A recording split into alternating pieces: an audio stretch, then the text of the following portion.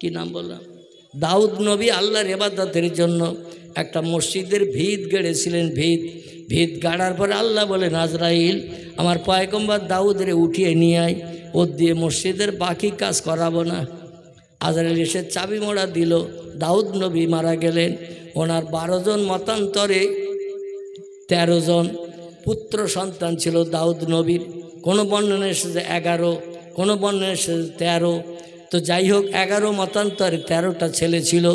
এই ছেলেদের ভেতরে সব থেকে কনিষ্ঠ ছেলে ছিলেন যিনি, তার নাম ছিল হজরতে সোলাইমান। ছোট ছেলে, বয়স ছিল তার 7 বছর, মতান্তরে 6 বছর। বর্ণনাকারীরা 2 রকম তত্ত্ব দিয়েছেন। তফসিরে মাফাতিহুল গায়েব, তফসিরে মাজিদ, তফসিরে রুহুল বায়ান, তফসিরে বিজলাল কোরআন। আল্লামা কুতুব রহমাতুল্লাহ আলী বিখ্যাত তফসির কারক, তিনি তার তফসিরের কেতাবে লিখেছেন। তফসিরের নাম তফসিরে বিজলাল কোরআন। এর ভিতরে হুজুর লিখেছেন ওনার পুত্র সন্তান ছিল 11 জন। এই 11 ছেলের ভিতরে সব থেকে ছোট ছেলে ছিল যে, নাম ছিল তার সোলাইমান, বয়স ছিল মাত্র 6 বছর। ছেলেদের বলল, আমি চলে যাব, দুনিয়ার থাকবো না। আল্লাহওয়ালা মানুষ যারা হয়, আল্লাহ প্রেমিক যারা হয়, নবী আম্বিয়ার দল আর ওলিয়া উলিয়ার দল, এরা 2 দলের মানুষ। মরণ কখন হবে, কবে হবে, এটা অ্যাডভান্স জানতে পারে। জোরে বলুন একটু সুবহানাল্লাহ। যদি বলেন হোয়াট ইজ দ্য ডকুমেন্ট, গোটা কয়েক তথ্য দিলে মগজ সাফ হবে। আপনারা ফুরফুরা মতাদর্শের মানুষ কিনা? আলহামদুলিল্লাহ, আপনারা ফুরফুরা মতাদর্শের মানুষ, হক মতাদর্শ, হক সিলসিলা। এর ভিতরে শরীয়তের কোনো কমতি নাই, ঘাটতি নাই। একেবারে দুধে ধোয়া সিলসিলা, দুধে ধোয়া মতাদর্শ। জোরে বলুন আমিন। দাদা হুজুর কেবলা 22 বছর কাল ধনপতার ঝোপের ভিতরে রাতের গভীরে আল্লাহ আল্লাহ নামের জপ জিকির করে, বিবি বাচ্চার মায়া ছেড়ে, সন্তানাদির মায়া ছেড়ে, ঘর বাড়ি পরিত্যাগ করে 22 বছর একটা জঙ্গলের ভিতরে আল্লাহ আল্লাহ নামের জপ জিকির করে আল্লাহর আপন বানিয়েছিলেন। যারা আল্লাহর আপন হয়, নবী বলছেন মান কানা লিল্লাহে, যে লোকটি আল্লাহর আপন হয়ে যায়, কান আল্লাহু লাহু, আল্লাহ তার আপন হয়ে যায়। আর আল্লাহ যখন কোনো বান্দার আপন হয়ে যায়, ও বান্দারা দুনিয়ার সব খবর আল্লাহর তরফ থেকে পায় না। আল্লাহর তরফ থেকে যে খবর পায়, তার বাস্তব নমুনা আপনাদের কাছে তুলে ধরছি। দাদা হুজুর কেবলা বললেন, ও আমার প্রধান খলিফা বসিরহাটের আল্লামা রুহুল আমিন, আমি একটি তত্ত্ব তোমারে জানাই, তবে খুব বেশি লোকের সঙ্গে বলিও না। তারা আমার সম্পর্কে বিভিন্ন ধারণা কু করতে পারে, আবার সু করতে পারে। অনেকে সুধারণা করতে পারে, কুধারণা করতে পারে। অনেক আবার মগজের চিন্তা হবে নাই, বলবে হুজুর যে বলেছে কথাটা সত্যি না মিথ্যে যাচাই করব মরণের দিন না আসা পর্যন্ত। উনি বললেন, বাবা আল্লাহ আমার মরণ করাবেন জুমার দিন। ও বাবা, বড় মাওলানা রুহুল আমিন, আমার 32,000 খলিফা আছে মুরিদ মোতাকেদদের ভিতরে, 90 লক্ষের মতো আমার মুরিদান আছে। এই 90 লক্ষ মুরিদানের ভিতরে আমার খলিফার মর্যাদা পেয়েছে 32,000। যারা অন্তরের চোখ খুলেছে, অন্তরের কান খুলেছে, এক জায়গায় বসে টেলিভিশনের পর্দার মতো তামাম পৃথিবী যারা দেখতে পায়, আবার এক জায়গায় বসে তামাম দুনিয়ার সব জায়গার খবর রান্নাঘরে বসে বসে শুনতে পায়, এরে বলা হয় অন্তরের চোখ, এরে বলা হয় অন্তরের কান। বাবা, আমি আল্লাহর তরফ থেকে জেনেছি আল্লাহ আমার ইন্তেকাল করাবেন জুমার দিন। কারণ নবী বলেছেন, আমার উম্মতদের ভিতরে যার মরণ জুমার দিন হবে, আল্লাহ তার কবরে আযাব দেবেন না, কবরে আযাব বন্ধ হয়ে যাবে। জোরে বলুন একটু সুবহানাল্লাহ। ও বাবা, বড় মাওলানা রুহুল আমিন, 32,000 খলিফার ভিতরে আমি তোমাকে প্রধান খলিফার মর্যাদা দিয়ে থাকি, তুমি আসলে আমি উঠে দাঁড়াই। বাবা, দাদা হুজুর কেবলা বসিরহাট আল্লামা গেলে উঠে দাঁড়াতেন। বসিরহাট হুজুর কেবলা বড় লজ্জায় পড়তেন। হুজুর অনেক আপনার মুরিদান আসে, আব্দুল মাবুদ সাহেব আসে, এমন করে ক্যানিংয়ের মোস্তান সাহেব আসে, হুজুর হাওড়া জেলার ইসাক সাহেব আসে, কনকপুরের আব্দুল আজিজ সাহেব আসে, বাংলাদেশের সরসিনার নেসারউদ্দিন সাহেব আসে, বাংলাদেশের সাতক্ষীরার ময়জউদ্দিন হামিদি আসে। কেউ আসলে উঠে দাঁড়ান না, আর আমি আসলে কেন উঠে দাঁড়াই? আপনি আসলে কেন আপনি উঠে দাঁড়ান? দাদা হুজুর বলেন, বাবা আমি তোমার দেখে দাঁড়াই না, আল্লাহ তোমার হৃদয় ভাণ্ডারে যে এলেম দান করেছেন আমি ওই এলেমের সম্মান জানাতে দাঁড়াই। তোমার মতো আমার মুরিদানদের ভিতরে এত বড় আলেম আর কেউ নাই, তাই আমি তোমারে বড় মাওলানা বলে বলে ডাকি। জোরে বলুন একটু সুবহানাল্লাহ। বাবা একটি তত্ত্ব দিচ্ছি, তুমি শোনো। আল্লাহ আমার মরণ করবেন জুমার দিন, তোমারও মরণ হবে জুমার দিন। জোরে বলুন একটু সুবহানাল্লাহ। মসজিদে জুমার নামাজ হয়, ইমাম সাহেব দোয়া করে না শেষে? দেখবেন ইমাম সাহেব যখন দোয়া করে, বাপ মায়ের জন্য দোয়া করে, রব্বির হামহুমা কামা রব্বায়ানি সাগীরা, পিতামাতার অপরাধ ক্ষমা করে আল্লাহ তাদের কবরে জান্নাতে শান্তি দান করুন। এবং ইমাম সাহেবেরা দোয়া করে, আল্লাহ মরণটা জুমার দিন দিও, যদি নসিবে না হয় রমজান মাস দিও। বলে না বলে না?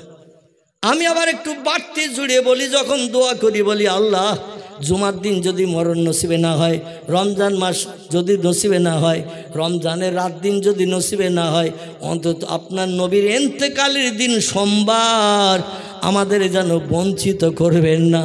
ওই দিনটা আমাদের মরণ করিও, যার নবীর জীবনের শেষ সুন্নতটা নিয়ে হাসরে যেন নবীর পিছনে দাঁড়ানোর সুযোগ পাই। জোরে বলুন আমিন। নারায়ে তাকবীর। নবীর মরণের দিন ছিল সোমবার। তো এই মরণের দিন আমরা যদি কবরে যাই, কবর আমাদের সঙ্গে দুর্ব্যবহার করবে বলে মনে হয়? নবীর ইজ্জতের খাতিরে, মরণের দিনের ইজ্জতের খাতিরে কবর আমাদের সঙ্গে সুব্যবহার করবে ইনশাআল্লাহ।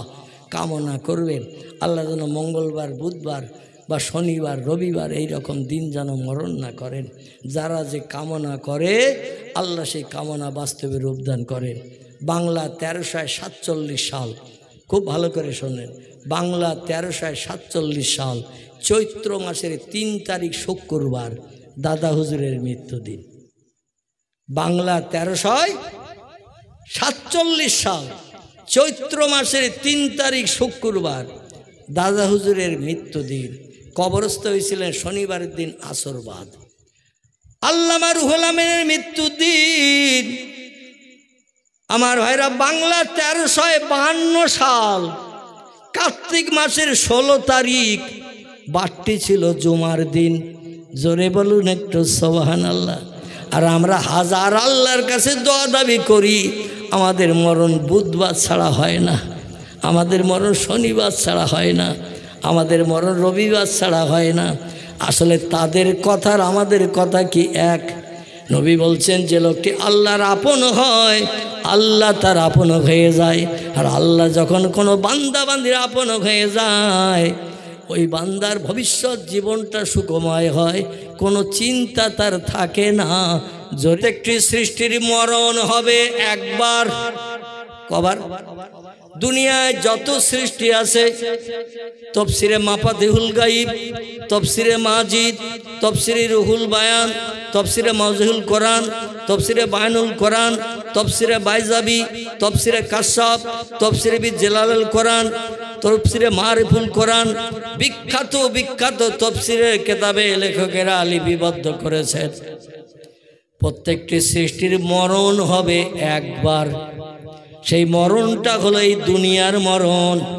দুনিয়ার মরণের পরে আবার তাকে জিন্দা করা হবে। অনেক ধর্মাবলম্বী এটা বিশ্বাস করে না, বলে মরে গেলাম তো হয়ে গেল, তারপরে আর কিছু নাই। যেমন আমাদের হিন্দুস্তানের জমিনের কিছু দার্শনিক পণ্ডিত আছে, এদের বলা হয় 4 ভাগ দার্শনিক। অসুবিধা হচ্ছে না তো? একটু ট্রাক্টর দিয়ে নিচ্ছি। ট্রাক্টর বুঝলেন তো, ঘাস বাগানে দানা ছড়ালে চারা হবে না, এই জন্য একটু ঘাস মারার জন্য ট্রাক্টর দিয়ে নিচ্ছে। জমি পরিষ্কার করে নিয়ে যদি দানা ছড়ানো হয়, একটাও দানা মিট যাবে বলে মনে হয়? তাহলে একটু ট্রাক্টর দেবো 2-5 মিনিট দিয়ে আমি এবার দানা ছড়াবো। প্রত্যেকটা দানায় আশা রাখি চারা হবে। আরে চারাগুলো তেল সার পাউডার সেচন আপনাদের দিতে হবে। আমি কিন্তু তেল সার পাউডার আর সেচন দেওয়ার জন্য আসবো না। ও সেচন তেল সার পাউডার আপনাদের দিতে হবে। গাছ যখন বড় হয়ে যাবে, প্রত্যেকটি গাছ প্রাপ্ত বা প্রাপ্তা বয়স্কা হয়ে গেলে ও গাছে ফল হয় না আশা রাখি গাছকে যদি পরিষেবা করেন, পরিষেবা দেন, অবশ্যই গাছে ফল হবে। এই ফলগুলো থলি ভর্তি করে নিয়ে আমরা জায়গায় যে বসে বসে খেতে পারবো। কোরআনের সূরা বাকারা আল্লাহ বলছেন ফাহিয়াকুম সুম্মা ইউমিতুকুম সুম্মা ইহুইকুম। জোরে বলুন একটু আল্লাহু আকবার। আল্লাহ বলছেন তোমাদের নাম নিশানা পৃথিবীতে বাপ মায়ের বিয়ের আগে কিছুই ছিল না। আমরা বাবা মায়ের মিলনের মাধ্যম দিয়ে তাদের ঔরসে মায়ের গর্ভে এই পৃথিবীতে আমরা এসেছি না আসি নাই। স্বামী স্ত্রী যখন বিয়ে হয়নি কোনো ছেলের কোনো মেয়ের সঙ্গে বিজ্ঞান ডাকেন, ইঞ্জিনিয়ার ডাকেন, দার্শনিক ডাকেন, সাহিত্যিক ডাকেন, ঐতিহাসিক ডাকেন, যত ধরনের জ্ঞানী ব্যক্তি পৃথিবীতে আছে সবাইকে একটু ডাকেন।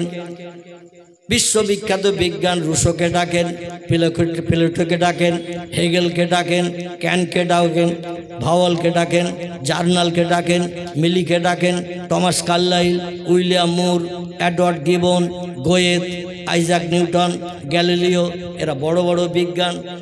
যদি মরিয়ে যেয়ে শ্মশানে পুড়ে থাকে কিংবা কেউ যদি কবরে যেয়ে থাকে, ওদের যদি উঠিয়ে এনে বলা হয় বাপের সঙ্গে মায়ের এখনো বিয়ে হয়নি, দেখাশুনো চলছে, এদের পেটে কটা ছেলে কটা মেয়ে জন্ম নেবে, কে কতদিন বাঁচবে, কোথায় রাস্তায় অ্যাক্সিডেন্ট হয়ে কার মরণ হবে, আম গাছের ডাল ভেঙে তলায় পড়ে হার্ট অ্যাটাক হয়ে মারা যাবে, হার্ট বাস্টক হয়ে যাবে, হসপিটাল পর্যন্ত পৌঁছাবে না। একটু বলিয়ে দেন যে লোকটা গাছের ডাল ভেঙে পড়বে, আমরা পারতে যে ডাল ভেঙে, ও লোকটার গাছে উঠতে দেব না। নদীর পানিতে ডুবে মরবে যে, তারে নৌকা চেপে ভবানীপুর ওপারে যেতে দেব না। ঠিক বলছি না ভুল বলছি? কারণ নদী পার হতে গেলে পানিতে ডুবে মরতে পারে। আগাম তত্ত্বটা দিয়েছ, ওরে জীবনে পুকুরের ধার দিয়েও যেতে দেব না। ঠিক কি না? হসপিটালের বেডে শুয়ে পড়লেই মরণ হবে, এরকম তত্ত্ব যদি দাও তাহলে যত কঠিন রোগ হলে হসপিটালে ভর্তি করব না, নাকি? কারণ হসপিটালে ভর্তি হলে মরণ হবে, তত্ত্ব দিচ্ছ, তাহলে হসপিটালে ভর্তি করবো না। যত কঠিন রোগ হোক বাড়ি রাখ পরে। দুনিয়ার বিজ্ঞান ডাকেন, দার্শনিক ডাকেন, ইঞ্জিনিয়ার ডাকেন, ডাক্তার ডাকেন, মাস্টার ডাকেন, সাহিত্যিক ডাকেন, ঐতিহাসিক ডাকেন, কেউ কে তথ্য দিতে পারবে? আমরা যেটা জানি না সেটা জানে কে? আমরা যে খবর সবার আগে পাই না সে খবরটা সবার আগে পায় কে? আমরা যেটা দেখতে পাই না সেটা দেখতে পাই কে? যে কাজটা আমরা তাড়াতাড়ি করতে পারি না সে কাজটা সবার আগে করতে পারেন কে? তিনি হলেন আল্লাহ সুবহানাহু তাআলা। তারই পবিত্র বাণী নাম হলো তার আল কোরআন। কোরআনের শুরুতে ইন্ট্রোডাকশন, সূচনা ভূমিকাতে আল্লাহ জানাচ্ছেন প্রথম যালিকাল কিতাবু লা রাইবা ফিহি। একটু জোরে চিল্লিয়ে বলুন আল্লাহু আকবার। আল্লাহ বলেন আমার কোরআন পৃথিবীতে সেরা ধর্মগ্রন্থ, শ্রেষ্ঠ ধর্মগ্রন্থ। কোরআনের মতো জ্ঞান আর কোনো কেতাবে নাই, বেদে নাই, পুরাণে নাই, গীতায় নাই, ভগবতে নাই, রামায়ণে নাই, মহাভারতে নাই, জেন্দাবাস্তায় নাই, গ্রন্থসাবে নাই, মনুসংহিতায় নাই, উপনিষদে নাই, তৌরিতে নাই, জব্বুরে নাই, ইঞ্জিলে নাই। কোনো ধর্মগ্রন্থে আমার সেরা কিতাব যেটি নাম হলো তার আল কোরআন, ওটা আমি অতীতকালে লক্ষ লক্ষ বছর আগে আরশ কুরসিতে আমি লৌহে মাহফুজ বলে একটি জায়গা, সেখানে সংরক্ষণ করে রেখেছিলাম। বহু পয়গম্বর পৃথিবীতে এসেছে আমার কলেমার কথা বলতে, আমার নামের পরিচয় জনগণের কাছে দিতে। আদম নবী থেকে নিয়ে ঈসা রুহুল্লাহ পর্যন্ত। কোন বর্ণনাকারী বলেছেন 1,24,000, আবার কেউ বলেছেন 2,24,000। তফসিরে মাফাতিহুল গায়ব এবং অন্যান্য তফসিরের কিতাবের ভিতরে আমার ভাইরা লেখকেরা লিপিবদ্ধ করেছেন যে 1 লক্ষ 2 লক্ষ নয়, বরং অগণিত পয়গম্বর পৃথিবীতে এসেছে। এই তত্ত্বটা দিলে আর ভুল কথা বলার কোনো সংশয় থাকবে না। অগণিত পয়গম্বর এসেছে।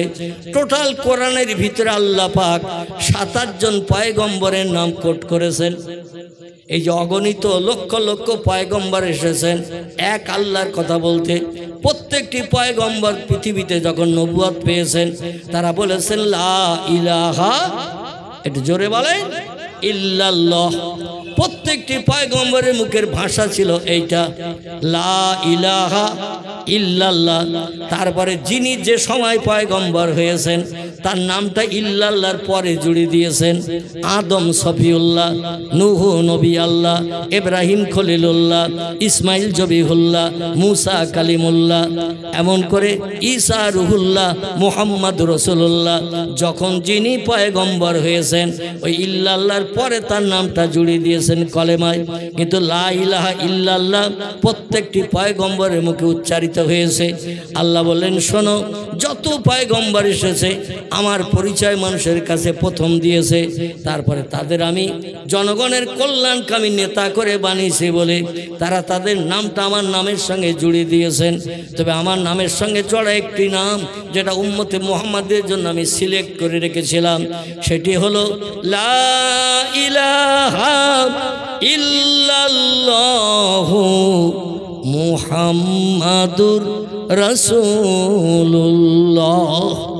হাদিসে কুদসির ভিতরে এসেছে, যখন কোন নবী আম্বিয়া আল্লাহ কিছুই বানায়নি, এমনকি আদম সফিউল্লাহ পর্যন্ত তৈরি হয়নি। প্রথম মানুষকে একটু বলুন তো, প্রথম মানুষ আদম সফিউল্লাহ। আমি কোরআনের ওই আয়াতটি আপনাদের কাছে ছোট্ট একটি আয়াত রেখেছি, একটু মগজ ধোলাই করার জন্যে। আয়াতটার দিকে লক্ষ্য করুন। আল্লাহ বলছেন, হুয়াল্লাযী আনশাআকুম মিন নাফসিন ওয়াহিদাতিন। আমি একজন মানুষের মাধ্যম দিয়ে তাম পৃথিবীতে বর্তমান বেঁচে থাকা মানুষের সংখ্যা 850 কোটি। কত বললাম? পৃথিবীতে বর্তমান দেশের সংখ্যা হলো 256টি। কত বললাম? গুগল সার্চ করবেন, তথ্য পেয়ে যাবেন। বর্তমান পৃথিবীতে দেশের সংখ্যা 256টি। এই 256টি দেশে বেশি আছে 850 কোটি মানুষ।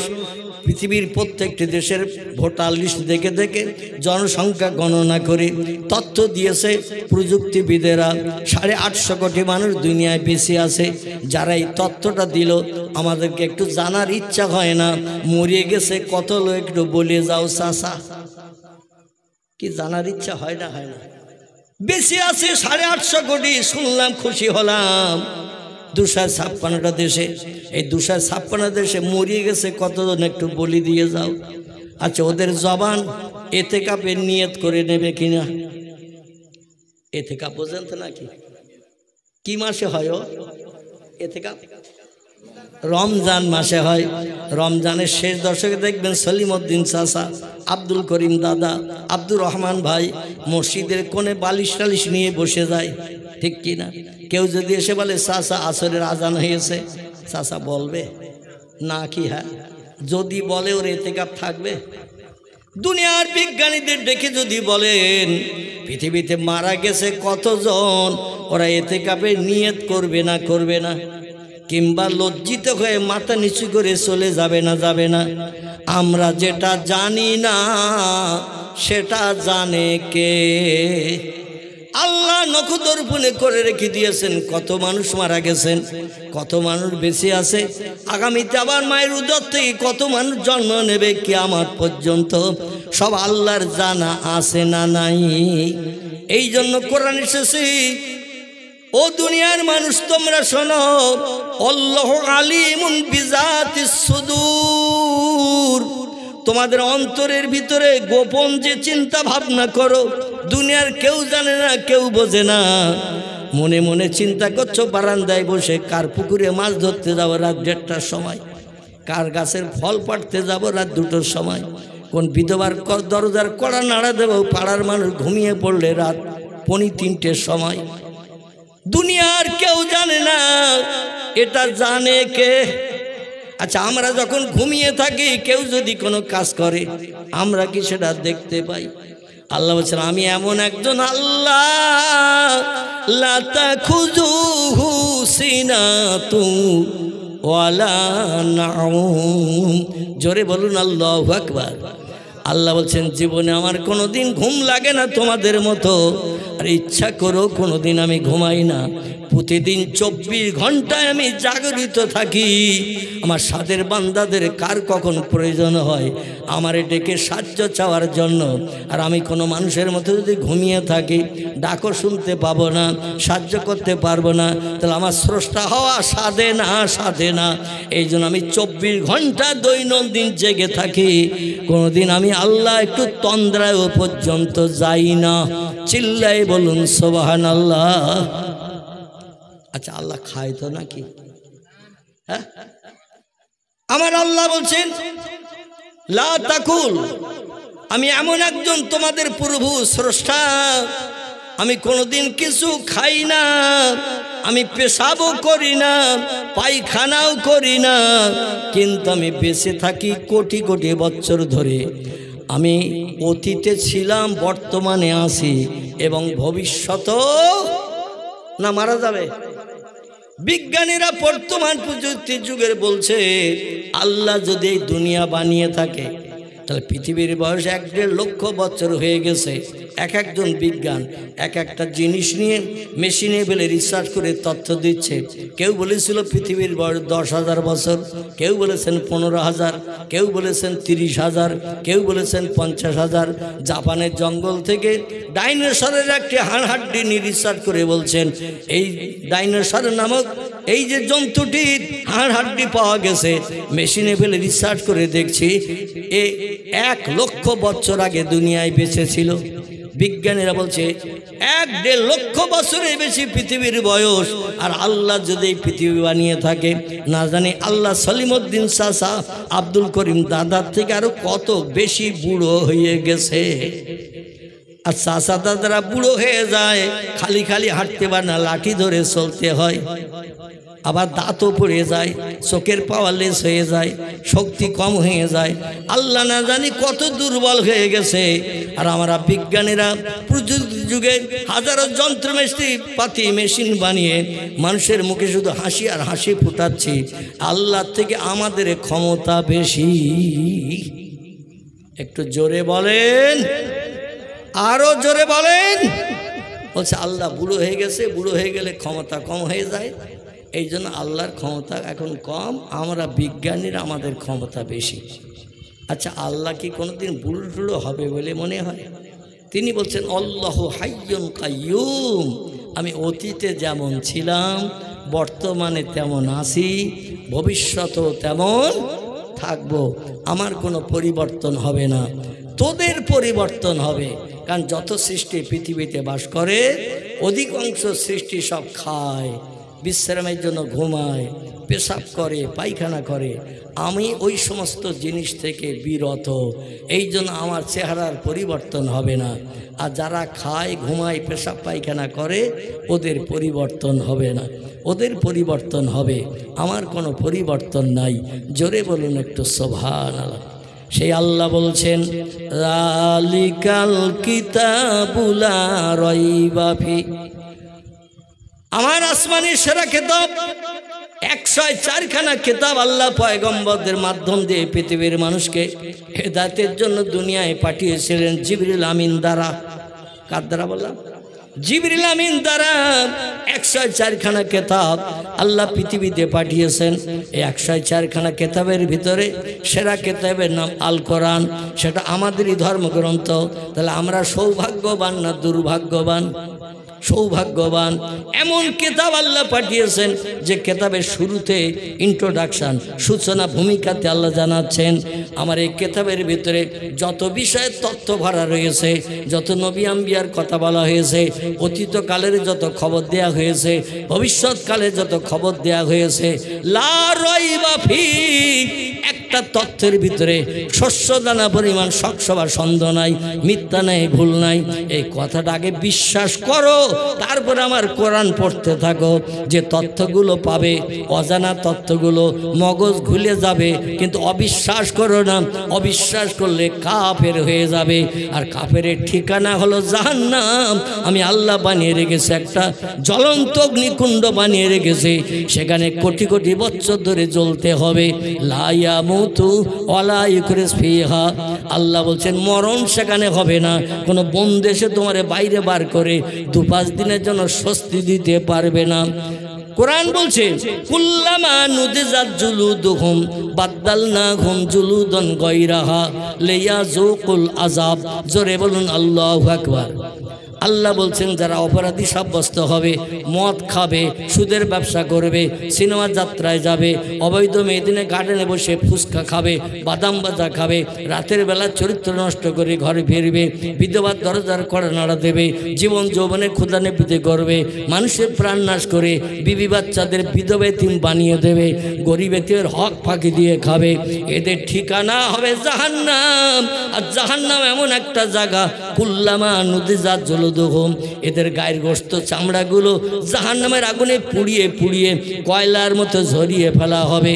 কিন্তু আমাদের এই গোশতের ভিতরে একটা হাড়ের স্ট্রাকচার আছে না নাই? প্রত্যেকের গোশত মাংসের ভিতরে একটা হাড়ের ফ্রেম আছে না নাই? প্রতিমা বানায় দেখবেন আগে একটা বাঁশের ফ্রেম করে নেয়, তার গায়ে কাদামাটি দিয়ে সুন্দর করে মানুষের আকৃতি বানিয়ে রং চং করে একটা মানুষের মতো চেহারা বানায়।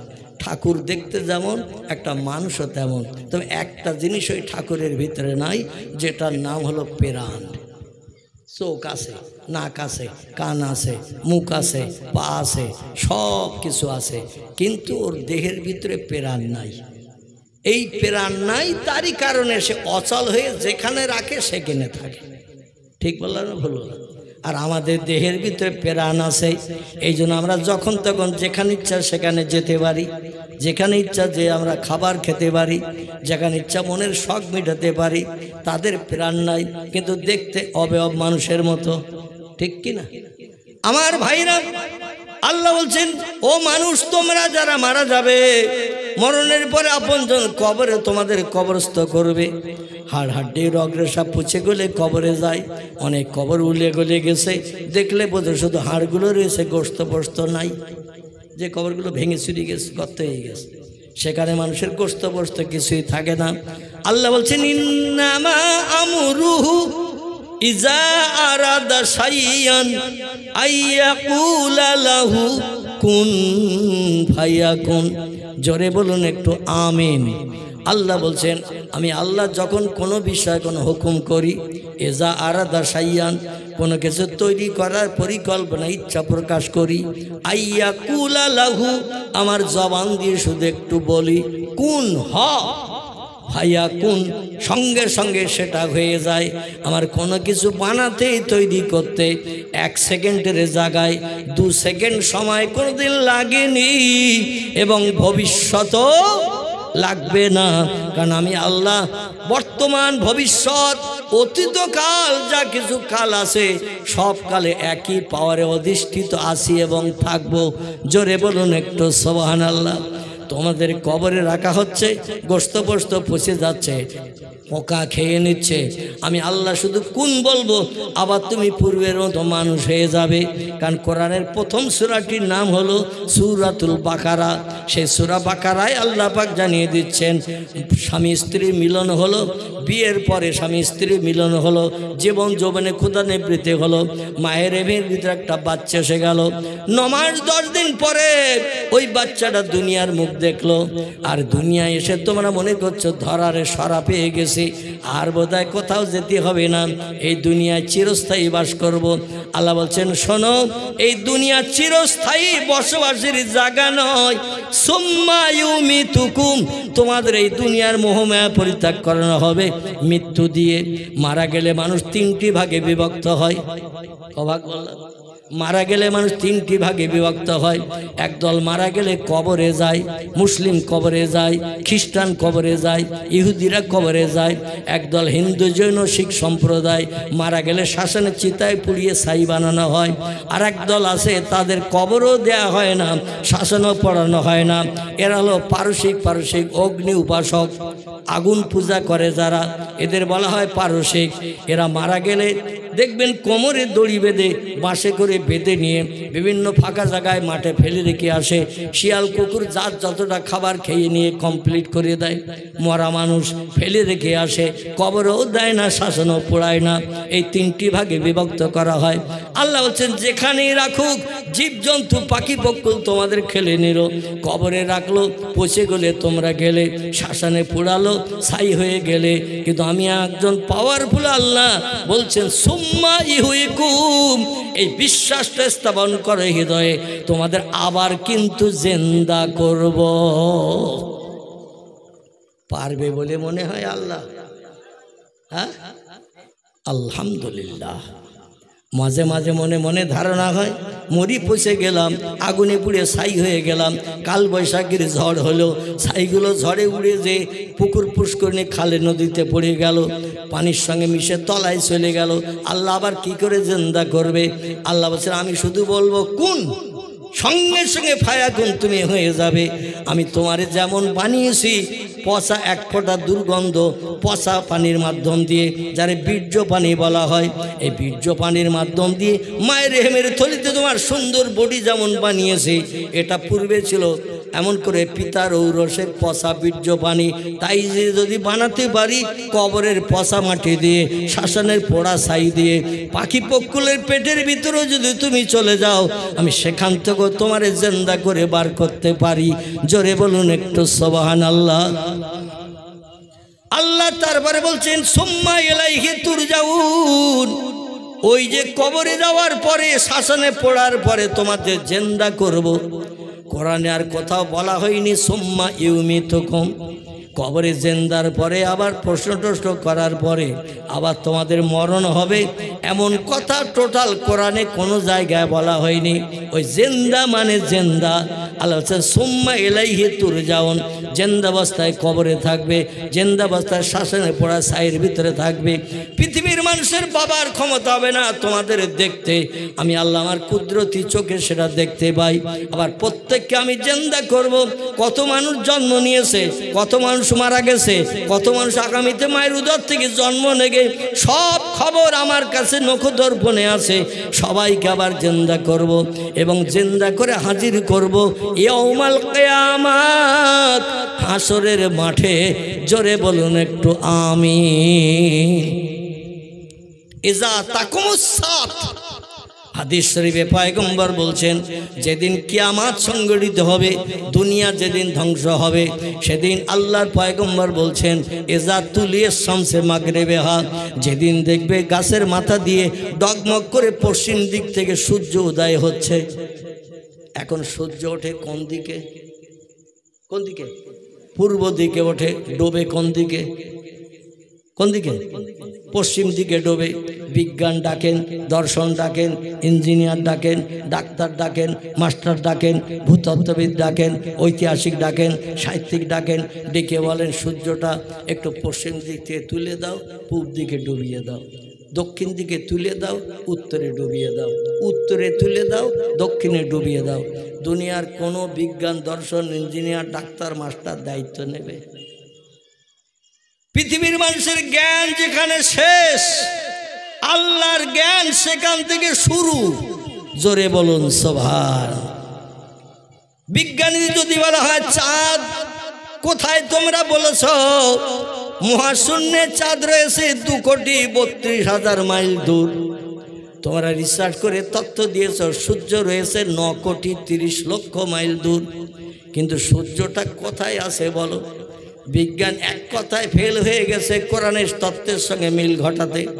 কোরআনে আল্লাহ 1450 বছর আগে তত্ত্ব দিয়েছেন 27 পারা সূরা রহমানের ভিতরে, অশামসু অল কামারু বিহুসবান।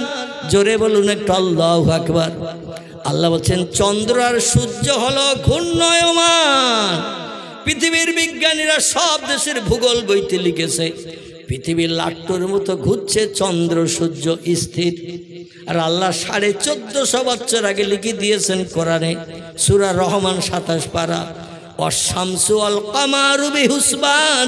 চন্দ্র আর সূর্য হলো ঘূর্ণায়মান। বিজ্ঞান বলছে চন্দ্র সূর্য দাঁড়িয়ে আছে স্থির হয়ে, পৃথিবী লাট্টুর মতো ঘুরছে। আল্লাহ কোরআন বলছে অল জিবালু আওতাদান, ও বিজ্ঞানের দল, মগজে তোদের ঘুম পোকা লেগেছে, উই পোকা লেগেছে, কত গ্লাস খেয়ে পাগল হয়ে গেছে, আমি আল্লাহ বুঝি না। চাঁদ বানিয়েছি আমি, সূর্য বানিয়েছি আমি, মাথার উপরে যে দেখতে পাচ্ছি নীল আকাশ ওটাও বানিয়েছি আমি। খলাকাস সামাওয়াতি ওয়াল আরদ, জোরে বলুন আল্লাহু আকবার। আল্লাহ বলছেন আকাশ বানিয়েছি আমি, সামাত মানে আকাশ, আরদ মানে জমিন, জমিন বানিয়েছি আমি। কোন শব্দ বলি বানিয়ে দিয়েছি। বিজ্ঞানীদের যদি এখন জিজ্ঞাসাবাদ করা হয়, এই 2025 সাল পর্যন্ত 21শ শতাব্দীর যুগে বিজ্ঞানীরা তথ্য দিয়েছে, উপরের দিকে তাকালে যে নীল মতন দেখায়, আসলে আকাশ টাকার বলতে কিচ্ছু নাই, বহুদূর ফাঁকা, তাই নীল মতন দেখায়, আকাশ বলতে কিচ্ছু নাই। আল্লাহ কোরআনে সূরা বাকারায় বলছেন হুয়াল্লাযী খলাকা সাবআ সামাওয়াতিন তিবাকান, জোরে বলুন আল্লাহু আকবার। কোরআন বিশ্বাস করবেন না করবেন না, একটুখানি মগজ ধরাইয়ের জন্য দুটো চারটে তথ্য দিচ্ছি, আমার নবীর জীবন আদর্শের দিকে নিয়ে যাব। মনে করবেন না হুজুর বোধহয় নবী দিবস হচ্ছে, নবীর কথা বলবে না, তবে নবীর কথা বলবো। বিশ্বাস কেন করবেন, এই জন্য কোরআনের তথ্য দিয়ে মগজটা একটু সাফ করে নিচ্ছি। আল্লাহ কোরআনে বলছেন একটা আকাশ তোমরা দেখতে পাওনি, বিজ্ঞানের দল, আর আমি আল্লাহ আকাশ বানিয়েছি এই কটা দুনিয়ার মানুষ দেখতে পায়নি একটাও আকাশ। ওই যে উপরের দিকে তাকালে নীল আকাশ দেখি না, আল্লাহ বলছেন ওই আকাশ শেষ নয়, এরপরও আরো 6টা আকাশ আছে।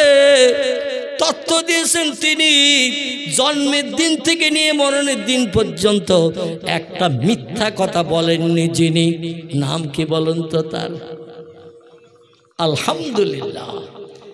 জন্মের দিন থেকে নিয়ে মরণের দিন পর্যন্ত 63 বছর জীবন ইতিহাসে একটা মিথ্যা কথা বলেননি যিনি, তিনি বলছেন আমি আমার জীবনের 53 বছর বয়সে রজব মাসের 26 তারিখের দিন গত রাত মক্কার কাবা ঘরে চাতালে রাতের বেলা শুয়েছিলাম। জিবরিল আমিন এসে জান্নাতি একটা পশু নিয়ে এসে, রকেট নিয়ে এসে কাবা ঘরের সামনে রেখে আমার পা ধরে নাড়া দিতে গেল, আমার মাথা ধরে নাড়া দিতে গেল, হাত ধরে নাড়া দিতে গেল।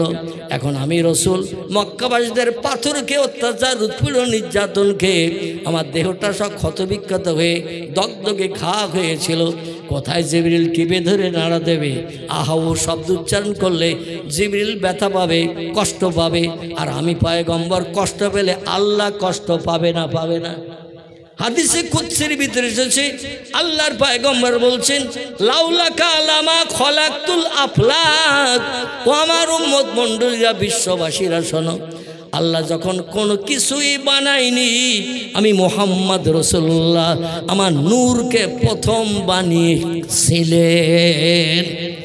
নারায়ে তাকবীর। আল্লাহ কোরআনে অন্য জায়গায় বলছেন আমি একজন মানুষকে প্রথম বানিয়েছি, হুয়াল্লাযী আনশাআকুম মিন নাফসিন ওয়াহিদাতিন। আল্লাহ বলছেন একজন মানুষের মাধ্যম দিয়ে তাম পৃথিবীর বেঁচে থাকা 850 কোটি মানুষ মারা গেছে যারা, তারা আগামীতে যারা জন্ম নেবে তারা, একজন মানুষের মাধ্যম দিয়ে বানিয়েছি। এই মানুষটার নাম কি? আগে একবার বলেছেন না? আগে একবার বলেছেন, আবার এই জন্য জিজ্ঞাসাবাদ করছি, এইবার তথ্যটা এগিয়ে নিয়ে যাব। তাই এই লোকটির নাম হলো আদম শফিউল্লাহ। ঠিক তো নাকি? আদম শফিউল্লাহ আগে হয়েছে না আর অন্য কোনো ব্যক্তি আগে হয়েছে মানুষ হিসাবে? আমার ভাইরা, আল্লাহর কোরআনের কথা, আদমকে প্রথম আমি মানুষ হিসাবে বানিয়েছি, তারই মাধ্যম দিয়ে তাম পৃথিবীতে কোটি কোটি মানুষ বানিয়েছি। আবার নবী বলছেন ও দুনিয়ার মানুষ তোমরা শোনো, কুনতু নবিয়াও ও আদামু বাইনাল মায়ে ওয়াত তিন। খুব ভালো করে শোনেন, একটু টক্কর লাগবে মাথায়। কি লাগবে? টক্কর লাগবে মাথায়। কোনটা তাহলে ঠিক হবে? নবী বলছেন কুনতু নবিয়ান, আল্লাহ আমাকে ওই সময় নবী হিসাবে প্রতিষ্ঠা করেছিলেন, বানিয়েছিলেন। ও আদামু বাইনাল মাই ওয়া তিন, আদম নবী যখন পচা কাদামাটির ভিতরে ছিল, স্ট্রাকচার বডি পর্যন্ত কিছুই বানানো হয়নি, আমি মোহাম্মদ রসুল্লাহ তার বহুকাল পূর্বে তৈরি হয়েছিলাম। তাহলে এবার বলুন, নবী আগে না আদম আগে? একটু আগেই বললেন যে আদম আগে, প্রথম মানুষ বলেছিলেন না? আদম আগে। কোরআন বলছে আদমকে প্রথম মানুষ হিসাবে বানিয়েছিলাম, তার বাম পাজরে হাড় দিয়ে তার স্ত্রীকে বউরে বানিয়েছিলাম। মা হাওয়াকে আলাদা কোনো কাদামাটি দিয়ে বানানো হয়নি। আল্লাহ ইচ্ছা করলে যে কাদামাটি দিয়ে পৃথিবী থেকে ফেরেশতাদের মাধ্যম দিয়ে কাদামাটি নিয়ে জান্নাতুল মাওয়ার ভিতরে তার স্ট্রাকচার বডি বানিয়েছিলেন, প্রতিমা। আল্লাহ জিবরিলকে বললেন এই আলামে আরওয়া থেকে একটা প্রাণ ওর ভিতরে ঢুকিয়ে দেয়। জিবরিল মাথার দিক থেকে একটা প্রাণ ঢুকিয়ে দিল আদমের দেহের ভিতরে, দিয়ে হাতটা যেই বার করে নিল, সঙ্গে সঙ্গে প্রাণটাও জিবরিলের হাতের সঙ্গে বেরিয়ে আসলো। দেখবেন লোহার পাশে যদি চম্বক ধরা হয়, চম্বক বোঝেন তো, চম্বক যদি লোহার পাশে ধরা হয়, ওর পাওয়ারে লোহাটা কাট করে টেনে নেয় না, নেয় না? জিবরিল যেই হাত বার করেছে, ওই প্রাণ নামক চম্বকটা সঙ্গে সঙ্গে বাইরে বেরিয়ে এসেছে। আদম বলছে, জিবরিল বলছেন আল্লাহ আপনি আমাকে এই মাটির স্ট্রাকচার বডির ভিতরে একটা প্রাণ ঢোকাতে বললেন, অচল দেহ সচল বানাবেন বলে, কিন্তু আমি প্রাণ ঢুকিয়ে দিলাম, আমার হাত বার করে নিয়েছে, হাতের সঙ্গে বেরিয়ে এসেছে। আল্লাহ বলেন আবার ঢুকা। কোরআন এসেছে মালাইকাতুন গিলাজুন শিদাদুন লা ইয়াসুনাল্লাহা মা আমারাহুম ওয়া ইয়াফআলুনা মা ইউমারুন। জোরে বলুন একটা আল্লাহু আকবার। আচ্ছা, আমি কোরআনের আয়াত পড়ছি, তরজমা বলছি, এতে অসুবিধা হচ্ছে না? দেখো, যদি বলেন হুজুর অসুবিধা হচ্ছে, তাহলে আমি একঘেয়ে শুধু গল্প করব। যে মজলিসে আমি যেটা বুঝি, যে মজলিসে কোরআন হাদিস পড়া হবে না, ওই মজলিসটা হলো শুকনো মজলিস। কি মজলিস? আল্লাহর রহমতের রস এক ফোঁটা পাওয়া যাবে না। যে মজলিসে আল্লাহর সত্য কোরআন পড়া হবে, নবীর জবানি সত্য না মিথ্যা, নবীর জবানি, আরবি ভাষায় তারা হাদিস শরীফ বলা হয়, ইংরেজিতে তারে বলা হয় দ্য সেইন্স অফ মোহাম্মদ সাল্লাল্লাহু আলাইহি সাল্লাম, বাংলায় তারে বলা হয় নবীজির বাণী, নবীজির কথা বলা। বর্তমান যুগে কিছু কেতাবের ভিতরে বিশ্ব নবীর জবানি লেখা, আরবি ভাষায়কে হাদিস শরীফ বলা হয়। কয়েকটা সহি হাদিসের কেতাবের নাম বলি। কারবা নাম বুখারী, কারবা নাম মুসলিম, কারবা নাম তিরমিজি, কারবা নাম আবু দাউদ, কারবা নাম ইবনে মাজা, কারবা নাম নাসাই, কারবা নাম দারমি, কারবা নাম দারকুতনি, কারবা নাম বাইহাকি, কারবা নাম তিবরানি, কারবা নাম মুয়াত্তা মালিক, কারবা নাম মিশকাতুল মাসাবি, কারবা নাম ইবনে হাব্বান, কারবা নাম আল হাকিম, কারবা নাম আল মুস্তাদরাক, কারবা নাম তারগিব, কারবা নাম আল হাসান। এগুলো সব সহি হাদিসের কেতাবের নাম। ভরা আছে পয়গম্বরের জবানি, কিছু কম বেশি 3.5 লক্ষের মতো। জোরে বলুন একটু সুবহানাল্লাহ। কতটা বললাম? 3.5 লক্ষের মতো নবীর জবানি লেখকেরা হাদিসের কেতাব লিপিবদ্ধ করেছেন। শরীয়তের ফতোয়ার কেতাব, কারবা নাম হেদায়া, কারবা নাম ফতোয়ায়ে দুররে মুহতার, কারবা নাম ফতোয়ায়ে কাজী খান, কারবা নাম ফতোয়ায়ে মহিদ, কারবা নাম ফতোয়ায়ে আলমগীর, কারবা নাম ফতোয়ায়ে মারাকিউল ফালা। এইভাবে কিছু ফতোয়ার কেতাব আছে। সব ফতোয়ার কেতাবে লেখকেরা একমত হয়ে লিখেছেন, আল্লাহর কোরআনের একটা কথা বিশ্বাস করতে যদি কোনো মানুষ আপত্তি দর্শায়, পয়গম্বর মুহাম্মদ সাল্লাল্লাহু জবানি এই 3.5 লক্ষের মতো হাদিস, যত হাদিসের কেতাবে লেখা আছে, একটা হাদিস সম্পর্কে যদি কেউ সন্দেহ পোষণ করে, বাদ দাও তো বর্তমান 21 শতাব্দীর যুগে, শিক্ষার যুগে, জ্ঞানের যুগে 1450 বছর আগের মূর্খ লোকের কথা এখন চলবে না। জোরে বলুন নাউজুবিল্লাহ। এইরকম ধ্যান ধারণা যদি কেউ করে, সব ফতোয়ার কেতাবে লেখকেরা একমত হয়ে লিখেছেন, ওই লোকটা কাফের হিসাবে বিবেচিত হবে। আর কাফেরের ঠিকানা কোথায় হবে আপনারা একটু বলুন? কাফেরের ঠিকানা হবে জাহান্নাম। আমি সেই তথ্যটা আমার নিজের তরফ থেকে দেব না, আল্লাহর কোরআনে সূরা বাকারা থেকে দেব। আল্লাহ কোরআনে সূরা বাকারায় কোট করেছেন, ইন্নাল্লাযীনা কাফারু ওয়া কাযযাবু বিআয়াতিনা উলাইকা আসহাবুন নারি হুম ফিহা খালিদুন। জোরে বলুন একটু আল্লাহু আকবার। আল্লাহ বলছেন, যারা আমার স্রষ্টা বলে মানল না, আমার পয়গম্বরের কথা যারা বিশ্বাস করলো না, অকাজ্জাবু বিআয়াতিনা, আমার কোরআনের কথাগুলোর উপরে সন্দেহ পোষণ করলো, নবীর বাণী হাদিসের উপরে যারা সন্দেহ পোষণ করলো, মিথ্যা বলে ধ্যান ধারণা করলো, উলাইকা আসহাবুন নার, এরা হবে জাহান্নামের আগুনের ইন্ধন, এরা হবে জাহান্নামের আগুনের কাঠ। আল্লাহ বলছেন অহুম ফিহা খালিদুন, আর যুগ যুগ যুগ যুগ ধরে জাহান্নামের আগুনে দগ্ধ হবে। লা ইয়ামুত, জাহান্নামের আগুন এমন কোয়ালিটির করে আমি আল্লাহ বানিয়েছে, পুড়বে কিন্তু কোনোদিন মরবে না। গায়ের গোশত চামড়াগুলো আগুনে পুড়ে কয়লার মতো ঝরে ঝরে পড়বে।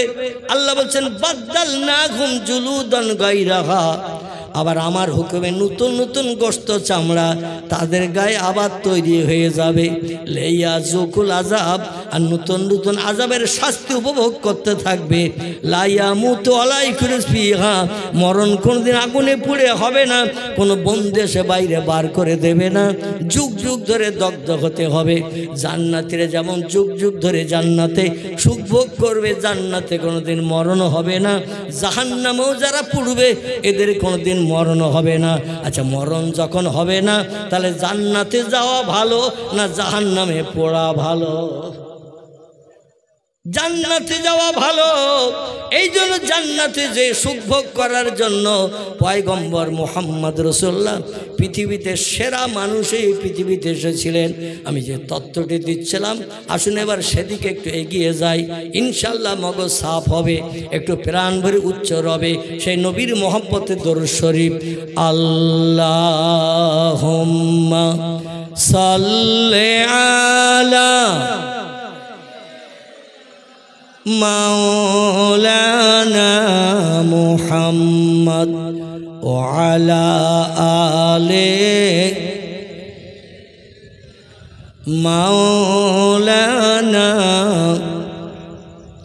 ও আমিনা তোমার ঘরে, ও আমিনা তোমার ঘরে নূরের আলো জাল্লোকে, চন্দ্র সূর্য হার মানিল সেই আলোরই রোশনীতে।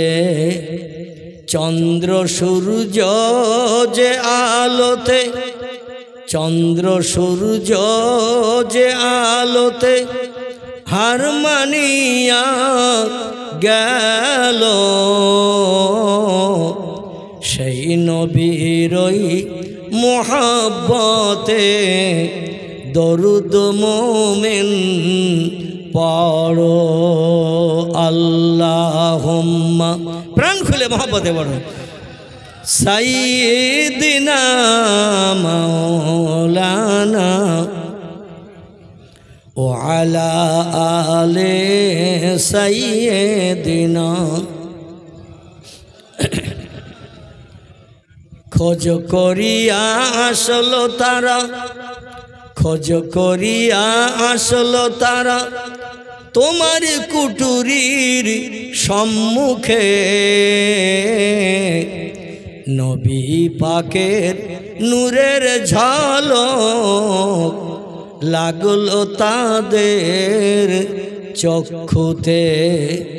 যে নূরের ওই ঝলক লেগে, যে নূরের ওই ঝলক লেগে চোখ ঝলসে গেল, সেই নবীর ওই মোহাব্বতে দরুদ মোমিন পড়ো। আল্লাহুম্মা সাল্লি আলা মাওলানা মুহাম্মদ وعلى آل سيدنا অভয় বাণী দিল তারা, অভয় বাণী দিল তারা, ও আমিনা বিবি, শিশুপুত্র তোমার হবে শেষ জামানার নবী। যে শিশুকে দেখে তারা, যে শিশুকে দেখে তারা রসুল মেনে গেল, সেই নবীর ওই মোহাব্বতে দরুদ মোমিন পড়ো। আল্লাহুম্মা সাল্লি আলা সাইয়্যিদিনা মাওলানা وعلى آل سيدنا مولانا মুহাম্মদ। নবীজির জন্মদিন উদযাপন হচ্ছে নাকি? আজকের সেই মজলিসে নবীর মহব্বত যাদেরকে দরুদ শরীফ বেশি করে না পড়ি, তাহলে আর নসিবে নবীর মহব্বতে দরুদ শরীফ পড়া জড়বে বলে মনে হয়। এই জন্য আমি একটু বেশি করে দরুদ শরীফ পড়ালাম। আসুন এবার প্রিয় নবীর জীবন আদর্শের দিকে এগিয়ে যাই। নবীজি পৃথিবীতে উনি বলছেন কুন্তু নবিয়ান, আল্লাহ আমাকে ওই সময় নবী হিসাবে প্রতিষ্ঠিত করেছিলেন, বানিয়েছিলেন। ও আদামু বাইনাল মায়ে ও তিন, আদম নবীর বডি স্ট্রাকচার যখন কিছুই তৈরি হয়নি, দুনিয়ার পচা কাদামাটির ভিতরে আদম নবীর বডি লুকিয়েছিল। আমি মোহাম্মদ সেই তার বহুকাল আগে আল্লাহ আমারে বানিয়েছিলেন। জোরে বলুন সুবহান। দেখবেন আমাদের দেশে মসজিদের যেটা জামে মসজিদ বলা হয় বা জুমা মসজিদ বলা হয়, মসজিদ দুই রকম আছে। একটি মসজিদের নাম হলো ওক্তিয়া মসজিদ, সেখানে দৈনন্দিন 5 ওয়াক্ত নামাজ হয়। আর জুমা মসজিদ, জামে মসজিদ তারে বলে যে মসজিদে জুমার দিন, শুক্রবারের দিন জুমার নামাজ পাঠ করা হয়। আচ্ছা, জুমার দিন জুমার নামাজ মোট কত রাকাত বলতে পারেন? আলহামদুলিল্লাহ, জুমার নামাজ টোটাল 22 রাকাত। আচ্ছা, আমরা পড়ি ক রাকাত? হ্যাঁ, আমার মনে হয় শতকরা 80% লোক, শতকরা 80% লোক আমরা জুমার দিন নামাজ পড়ি ক রাকাত? 2 রাকাত। কোন রকম ইমাম সাহেবের পিছনে দাঁড়িয়ে সূরা কেরাত শুনলাম, ডাইনে বামে ইমাম সাহেব সালাম ফিরিয়ে দিল, দোয়া মোনাজাত পর্যন্ত আমরা শরীক হওয়ার সময় পাই না, জুতো খোঁজার তালে ব্যস্ত থাকি। ঠিক বললাম না ভুল বললাম? দেখবেন পতঙ্গের মতো পিঁপড়ে তো একটু পাতলা শাড়ি দিয়ে যায়, আর জুমার দিন মুসলমানেরা মানে জুতোয় জুতোয় ধাক্কা খায়, মানে এত ঘন হয়ে মসজিদ থেকে বেরিয়ে যায়। আল্লাহ জুমার দিন নামাজ করেছেন 22 রাকাত। 2 রাকাত তাহিয়াতুল ওযু, 2 রাকাত দাখুলুল মসজিদ, 4 রাকাত কাবলুল জুমা, তারপরে 2 রাকাত জুমার ফরজ, তারপরে 4 রাকাত বাদাল জুমা, 4 রাকাত আখিরি জোহর, 2 রাকাত সুন্নত, 2 রাকাত নফল। এই টোটাল 22 রাকাত নামাজ আল্লাহ জুমার দিন আমাদের জন্য দান করেছেন। কারণ নবী বলছেন আল জুমাতু আগের রুন আল জুমাতু আজহেরুন, জুমার দিন হলো খুশির দিন, জুমার দিন হলো দোয়া কবুলের দিন, জুমার দিন বান্দাদের মনোবাঞ্ছা পূর্ণের দিন। জোরে বলুন সুবহানাল্লাহ। তিরমিজি শরীফের হাদিস, পয়গম্বর বলছেন জুমার দিন ইমাম যখন মেহরাবে যেয়ে নামাজ পড়ানোর জন্য বসে, ইমাম যত সময় মেহরাব থেকে উঠে না আসবে, আল্লাহ জুমার দিনের ইজ্জতের খাতিরে রহমতের সমস্ত দরজাগুলো খুলে দিয়ে রাখে। বান্দা, তোমাদের কার কি চাওয়ার পাওয়ার আছে, আমার কাছে চাও, রহমতের দরজা সব খুলে রেখেছি।